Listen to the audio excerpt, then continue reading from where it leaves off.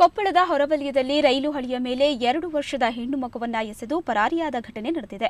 ಕಳೆದ ರಾತ್ರಿಯೇ ಮಗುವನ್ನ ಎಸೆಯಲಾಗಿದೆ. ಇಂದು ಬೆಳಿಗ್ಗೆ ಸುಭಾಷ್ ಅನ್ನೋರು ಈ ಮಗುವನ್ನ ಗುರುತಿಸಿ ರಕ್ಷಣೆ ಮಾಡಿದ್ರು. ಸಣ್ಣ ಪುಟ್ಟ ಗಾಯಗಳೊಂದಿಗೆ ಮಗು ಪ್ರಾಣಾಪಾಯದಿಂದ ಪಾರಾಗಿದ್ದು ಜಿಲ್ಲಾಸ್ಪತ್ರೆಯಲ್ಲಿ ಚಿಕಿತ್ಸೆ ನೀಡಲಾಯಿತು. ಬಳಿಕ ಮಗುವನ್ನ ಬಾಲಮಂದಿರಕ್ಕೆ ಸೇರಿಸಲಾಯಿತು. ಇದೀಗ ಮಗುವಿನ ಹೆತ್ತವರಿಗಾಗಿ ಶೋಧ ನಡೆಸಲಾಗುತ್ತಿದೆ.